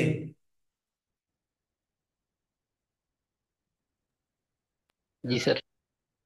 তাহলে এইভাবে প্রিপোজিশন পড়বেন। তো এখানে প্রিপোজিশনের সমাপ্তি ঘোষণা করি। হ্যাঁ, অ্যাপ্রোপ্রিয়েট প্রিপোজিশন যেগুলো আছে সেগুলো মুখস্থ করবেন। সেগুলো মুখস্থ করে, মুখস্থ বলতে এরকম বুঝে বুঝে, আমি এতক্ষণ আলোচনার উদ্দেশ্য সরাসরি মুখস্থ করার না। আলোচনার উদ্দেশ্য হচ্ছে যে আমি এই যে দেখেন আপনাকে কতগুলো ব্যাখ্যা দিলাম, কত কিছু বললাম। হ্যাঁ, দেখেন সবচেয়ে মজার বিষয় আপনি যদি খেয়াল করে থাকেন যে আমার এই যে কথাগুলো যে বলছি, কোনো ফিক্সড লাইন ধরে কিন্তু কথা বলিনি। হ্যাঁ, আমি কি কোনো ফিক্সড বিষয় নিয়ে কথা বলছি? না। স্যার কিন্তু এই যে আমি উদাহরণগুলো আপনার সাথে ক্লিয়ার ছিল, অ্যাপ্রোপ্রিয়েট অনেক প্রিপোজিশন সুন্দর। শুরু করলাম, শুরু করে আপনাকে বললাম যে ঠিক আছে আপনি এইভাবে একটার পরে একটা পড়তে থাকেন। তো আপনি যখন পড়বেন এইভাবে যদি একটার সাথে আরেকটা কানেকশন করে পড়েন বা কানেক্টেড রাখেন, তাহলে আপনার জন্য পড়াটা সহজ হবে। যে হ্যাঁ এটা ঠিক আছে, এইভাবে আমি পড়বো, বা একটার সাথে আরেকটা মিল রেখে, একটার সাথে আরেকটা সম্পর্ক রেখে পড়ার চেষ্টা করবো, তাহলে দেখবেন পড়াটা ইজি হবে। এই মোটামুটি প্রিপোজিশন সম্পর্কে এই ধরনের বিষয়গুলো খেয়াল রাখবেন বা মনে রাখার চেষ্টা করবেন, তাহলে আপনার পড়াটা আমার বিশ্বাস যে অনেকটা ইজি হবে। কথা কি বুঝাতে পারছি? হ্যাঁ স্যার। স্যার আমরা কি প্রিপোজিশন নিয়ে আরো ক্লাস করব? আমরা প্রিপোজিশন, আমি তো বললাম এখানে শেষ করে দিতে চাই প্রিপোজিশনের ক্লাসটা। এটা মানে অনেক ক্লাস। আমি আপনাদের যে আপনাদের একটা শীট পাওয়ার কথা আপনাদের দেয় নাই, ওইটার নাম কি, কদম আলীর পাঠশালার যে শীটটা। জি স্যার, আছে তো। হ্যাঁ, আচ্ছা, ওইখানে আপনারা ওইখান থেকে অ্যাপ্রোপ্রিয়েট প্রিপোজিশন গুলো আরো, আমি তো ক্লাস যা করলাম করলাম। যেমন আমি আপনাদেরকে যেমন একটা জিনিস বলি নাই, ঠিক আছে, বললাম না আসলে প্রিপোজিশন কোনো শেষ নাই, যেমন ক্লাসিফিকেশন বলি নাই আপনাদেরকে প্রিপোজিশনের। আপনার পরীক্ষায় তার প্রশ্ন আসবে না যে প্রিপোজিশন কয় প্রকার। তারপরে যেহেতু আসলো আপনি প্রশ্নটা তুললেন, আপনাদের যদি শীটটা থাকে আপনাদের দেখবেন ক্লাসিফিকেশন প্রিপোজিশন আপনাদের শীটটাতে দেওয়া আছে 4 ধরনের প্রিপোজিশনের কথা বলা আছে। হ্যাঁ, যে 4টা প্রিপোজিশনের কথা বলা আছে আমার যতদূর মনে আছে, যে আপনাদের শীটটার কথা, যে আহ 4 ধরনের প্রিপোজিশন কি কি বলা আছে, as far as I can remember. যে ওইখানে বলা আছে যে সিম্পল প্রিপোজিশন, একটা হচ্ছে কম্পাউন্ড কম্পাউন্ড, প্রিপোজিশন, হ্যাঁ একটা হচ্ছে কমপ্লেক্স কমপ্লেক্স আর প্রিপোজিশন, আর ডিসগাইজ। একটা হচ্ছে ডিসগাইজ প্রিপোজিশন। আসলে প্রিপোজিশন 4 প্রকার বা ক্লাসিফিকেশন এটা এখানে না। সেটার মধ্যে যদি খেয়াল করেন প্রায় সব বই বা সেটাই দেখবেন একটা কথা লেখা থাকে গ্রামারের ক্ষেত্রে যে জেনারেলি বা প্রধানত বা মূলত, এরকম একটা শব্দ থাকে, থাকে না? হ্যাঁ দেখ।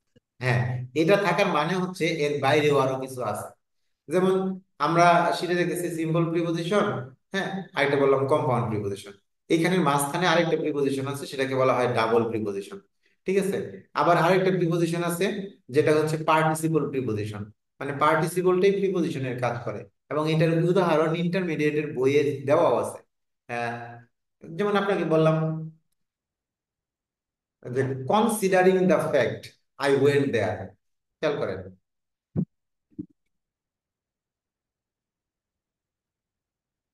I went there, considering the fact. যখন পার্টিসিপল করবো তখন দেখবেন যে এটা আসলে মূলত পার্টিসিপলের কাজ করতেছে। কিন্তু যদি কখনো পরীক্ষায় উত্তর থাকে যে এটা কি পার্টিসিপল না পার্টিসিপল প্রিপোজিশন, উত্তর হবে পার্টিসিপল প্রিপোজিশন। কেন উত্তর হবে দেখেন, এই কনসিডারিংটা এখানে কি হিসেবে কাজ করতেছে।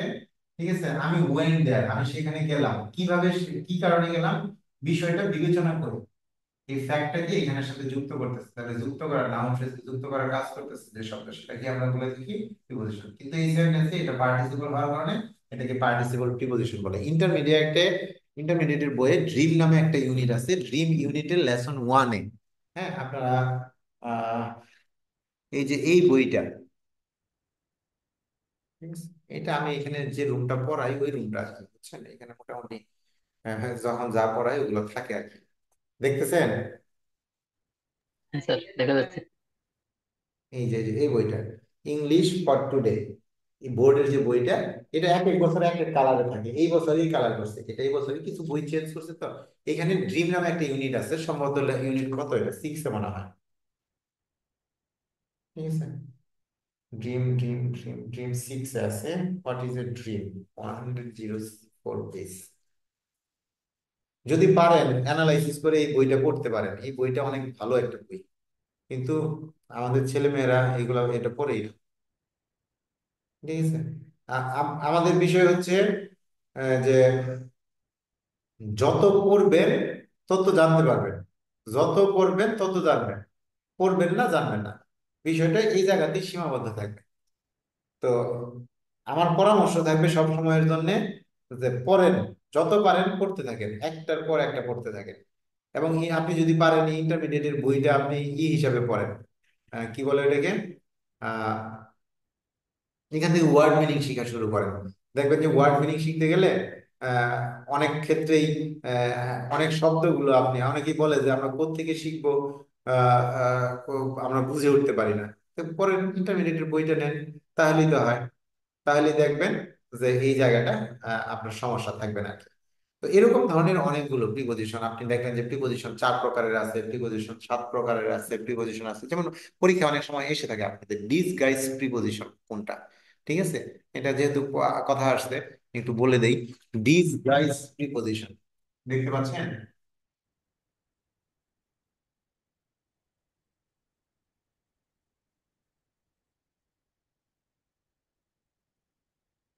কথা শুনতেছেন তো নাকি? জি sir.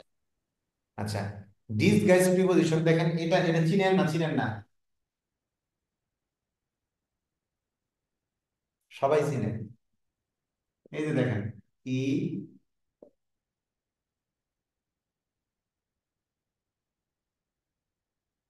I will go there at 6 o'clock।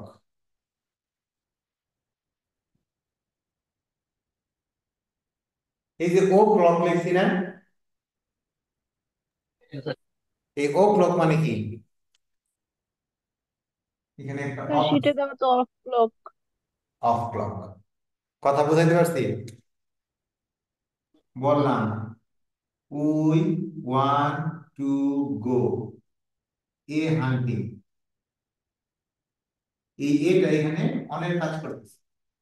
ওটা কিসের কাজ করতেছে? স্যার কাজ যে করতেছে, তাহলে কি এটা আর্টিকেল বলবো নাকি একে আমরা এই প্রিপোজিশন ক্ষেত্রে বলবো এটা? যদি পরীক্ষায় প্রশ্ন থাকে যে এটা কি আর্টিকেল না প্রিপজিশন, উত্তর হবে প্রিপজিশন। এই সেন্টেন্সের জন্য এটা প্রিপজিশন হিসেবে ব্যবহৃত হবে। কথা কি বুঝতে পারছেন? ওই যে ব্যবহার।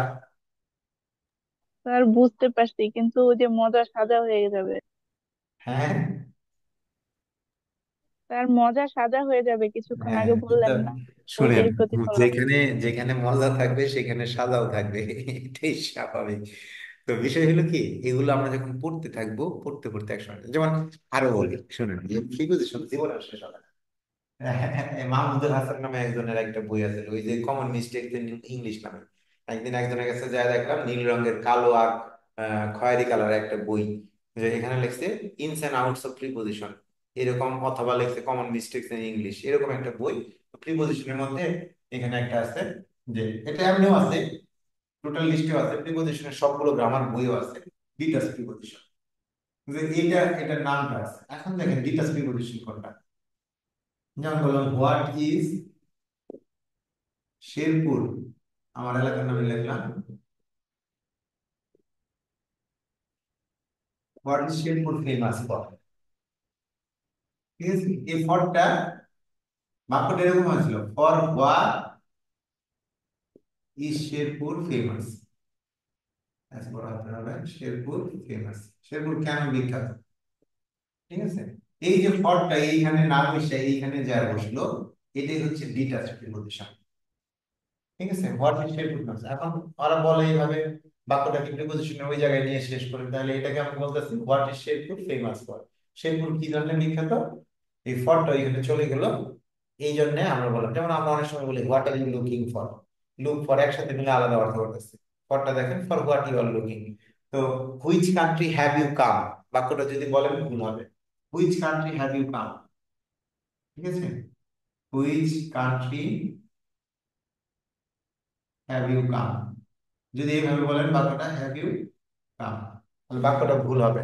তাহলে এটাকে কিভাবে বলতে হবে? এখানে একটা ফর্ম দিতে হবে। এই যে ডিটাচ প্রিপজিশন এগুলো আসে না সাধারণত, আমরা এই যেগুলো আলোচনা করলাম ওগুলোই বেশি আসে। আর যদিও কলে বলে চলে আসে, ডিটাচ প্রিপজিশনটা একটু খেয়াল রাখার চেষ্টা করবেন। Sir none but Allah can help us, এখানে যে বাটটা ডিসগাইজ প্রিপজিশন, কিন্তু এটা মানে কেন ডিসগাইজ প্রিপজিশন? দেখেন তো নানের সাথে কাকে যুক্ত করছে, বাট কাকে যুক্ত করছে শুনেন। ওই যে ঘুরে ফিরে কথা আমি বললাম না, ওই ওই একটা জায়গাতে ফিরে যাব। আমরা যে পার্টস অফ স্পিচ তো আমরা শেষই করলাম মোটামুটি, কনজাংশনটা একটু বলবো। তো কনজাংশনটা পরবর্তীতে আরো অনেকটা আলোচনা হবে ইয়ের সাথে, আপনার টেন্সের সাথে আর কন্ডিশনাল সেন্টেন্সের সাথে, হ্যাঁ, ওইখানে আরোটা দেখতে পারবেন। আমরা এরপরে যেটা ক্লাস করবো আজকে একটু কনজাংশনের একটু বেসিক আলোচনা করব। কনজাংশনের পরে আমরা মাঝখানে একটা ড্রপ করে আসছি। কি ড্রপ করে আসছি বলেন তো? আমি যে আপনাদের সাথে ক্লাস ভার্ব করতেছি, স্যার, স্যার ভার্ব। ভার্ব। হ্যাঁ, স্যার ভেরি ভার্ব। গুড। আসল জায়গায় আমরা একটা ড্রপ করে আসছি, কিন্তু সেটা কি? ভার। ঠিক ভার্ব। আছে। আমি নেক্সট ক্লাস আপনাদের সাথে যখন করব, আল্লাহ যদি সহি সালামতে হায়াতে বাঁচায় রাখে, সুস্থ থাকলে ইনশাল্লাহ ভার করবো আমরা। তো ওই যে আপনি যেটা বললেন যে ভার্বটা এখানে কেন প্রিপোজিশন, আমরা আমরা ছোটবেলা থেকে পার্থক্যের যে সংজ্ঞাগুলো শিখে আসি, সবসময় মনে রাখবেন সংজ্ঞা অনুযায়ী যে শব্দ যে কাজ করবে সেটা সেই পার্থক্য। ইংরেজিতে আপনার আমি একটু মুখে বলি 8টা পার্টস পিস আমরা বলে থাকি, 8টা পার্টস পিস। আমি পড়াই যখন, তখন পড়ানোর সুবিধার্থে বলি যে 7টা, ইন্টারজেকশনটাকে বাদ দিই। এখন ইন্টারজেকশন আসলে বাদ দেওয়া যায় না। এখন বাদ মানে আহ, বাদ দিই বলতে, ইন্টারজেকশন নিয়ে ইন্টারমিডিয়েটে সরাসরি কোনো গ্রামারের টপিক নাই। তো তখন এটাকে বাদ দিলে দেখা যায় যে ওদেরকে অন্য আরেকটা টেকনিকে বোঝানো যায় যে এই জন্য ভার্বের গুরুত্ব এত, এরকম গুরুত্ব এত।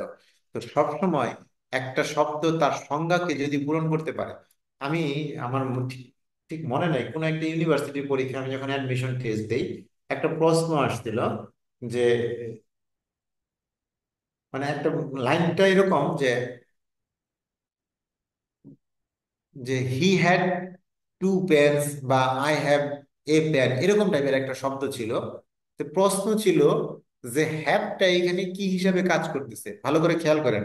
অনেক আগে প্রশ্ন এটা, মনে করেন 2000 কত 5-6 সালের দিকে বা 6-7 সালের দিকে যে প্রশ্ন, একটা প্রশ্ন আমার এক্স্যাক্টলি মনে নাই প্রশ্নটা, কিন্তু প্রশ্নটা আমার এই জন্য মাথায় করছে যে ওইখানে একটা জায়গা ছিল যে একটা ভার্বের জায়গাটাকে আন্ডারলাইন করে দিয়ে বলছে যে এই বাক্যে এই শব্দটা কি ধরনের কাজ করতেছে। ওইখানে একটা একটা কথা ছিল যে এইখানে এই শব্দটা কি ধরনের কাজ করতেছে, ভার্ব ছাড়া আরেকটা শব্দের কথা ছিল যে এটা ওয়ার্কিং লাইক এ কানেক্টর, এরকম একটা জিনিস দেখছি। এখন দেখেন যুক্তির খাতিরে বা আপনাকে ভেবাচাকা খাওয়ানোর জন্য দেখেন, ভার্বকে যদি আমি এক ধরনের কানেক্ট, কোন একটা সেন্টেন্সে আমি যদি বললাম আই ইট রাইস, নর্মাল একটা বাক্য যদি আমি বলি, খেয়াল করেন আই ইট রাইস,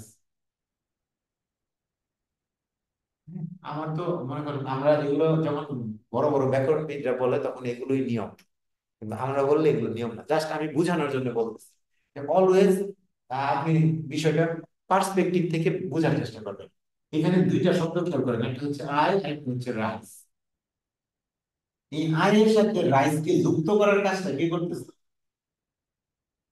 ভার্ব। ভার করতেছে না? তাহলে ইটটা তো এখানে ভার। তো আমি যদি বলি ভার কিসের কাজ করতেছে, তাহলে বলেন ভার কিসের কাজ করতেছে আসলে? কানেক্টরের আর কাজ। সাবজেক্ট কে অবজেক্টের সাথে যুক্ত করতেছে। সাবজেক্ট কে অবজেক্টের সাথে, আমরা যে সেন্টেন্সের স্ট্রাকচার ছোটবেলা থেকে শিখে আসতেছি, subject verb object, subject plus verb plus object, এইভাবে করতেছি না আমরা? Subject plus verb plus object. তাহলে সাবজেক্ট থেকে অবজেক্টে পৌঁছার মাধ্যম কি? সাবজেক্ট আর অবজেক্ট দুইজনকে এক সুতায় বাঁধছে কে? ভার্ব। ভার্ব। তাহলে সে কি এক ধরনের জয়নিং এর কাজ করতেছে না? স্যার। হ্যাঁ। তো বিষয় হচ্ছে, কিছু প্রশ্ন হচ্ছে যে মেন্টাল টেস্ট করার জন্য, কিছু ওই যে এই ইয়েতে একটা অনুষ্ঠান দেখে না, দাদাগিরি বা এরকম টাইপের প্রশ্ন থাকে, ধাঁধা করে জীবনে। যেমন ওই দিন একটা ইয়েতে দেখতে দেখতে একটা আসছিল যে ব আর এক, এই দুইটাকে দিয়ে একটা বর্ণ বানাইতে হবে, ব আর এক। ক। হ্যাঁ, পরে উত্তর বানাইলো ক। কি? এটা তো ক। আমরা যারা এটা স্বাভাবিকভাবে বোঝা যায় এই যে, কথা বোঝেন নাই?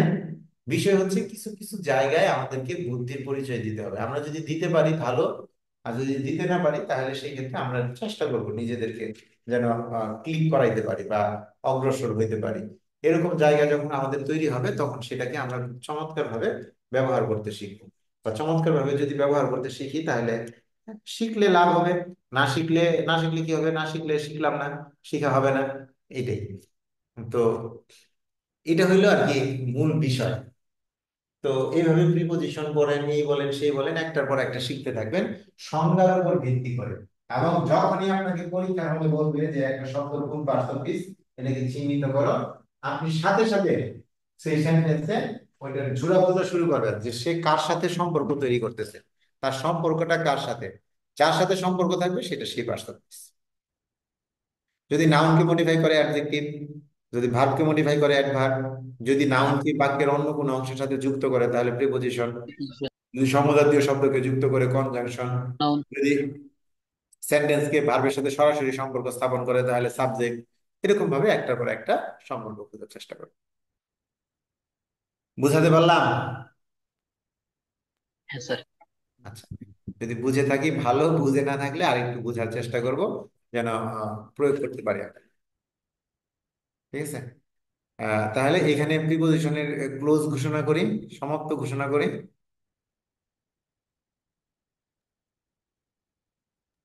জি স্যার। হ্যাঁ। কোনো আমার যদি কোনো কোনো প্রবলেম হয় তখন স্যার নেক্সট ক্লাসে দেখাবো।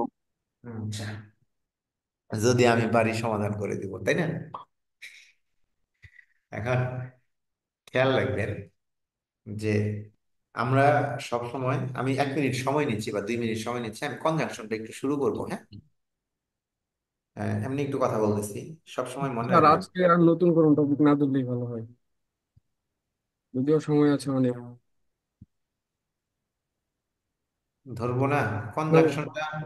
স্যার প্রিপোজিশনের পড়াটা তো হিউজ, ওটা তো আচ্ছা, কমপ্লিট সমস্যা করাও নেই। আমাদের জন্য। আচ্ছা, তাহলে আপনি চাইলে ই করতে পারেন তাহলে, এইখানে যদি রাখি, আমার আমার তো কোনো আপত্তি নাই, আমার কোনো সমস্যা নেই। কনজাংশন তো স্যার ছোট টপিক মনে হচ্ছে স্যার, ওটা ওই কি। কনজাংশনটা কি, কনজাংশনটা আপনার ছোট টপিক বলে কোনো কিছু নাই। হ্যাঁ, কনজাংশনটাকে আপনার আরেকটা টপিকের সাথে রিলেটেড হবে। কনজাংশনের সাথে কন্ডিশনাল ঢুকবে, conditional tense, conjunction, conditional tense, এই তিনটা মিলে একটা ক্লাসে শেষ করার চেষ্টা করব। এখন পারবো কিনা জানি না, কিন্তু টার্গেট থাকবে এরকম। কারণ আমাদের ভার্বে 2টা ক্লাস লাগবে। ঠিক আছে, আবার সাবজেক্ট ভার্ব এগ্রিমেন্টে আবার আলাদা ক্লাস লাগবে 2টা। আমাদের তো ক্লাসেরও একটা লিমিটেশন আছে, আমরা তো মনে করেন শুধু ইংরেজি সারা জীবন চালাইতে পারবো না। তো আমার শুনেন, আমি বলি আমাদের এই কথাটুকু। আচ্ছা, ঠিক আছে, কনজাংশন শুরু না করি, যদি আপনাদের মনে হয় অনেকটা হয়ে গেছে, কোনো সমস্যা নেই, কনজাংশন আমি আরেকদিন পরে করাই দিব, কনজাংশন সমস্যা হবে না। 20 মিনিটের মধ্যে কনজাকশনটা শেষ হবে না টোটাল? হ্যাঁ হ্যাঁ, শেষ হবে না, টোটাল শুরু করা যায় তো আর কি। আচ্ছা, সমস্যা নেই, আপনি রেকর্ড বন্ধ করে দেন, আমি ওদের সাথে একটু কথা বলি।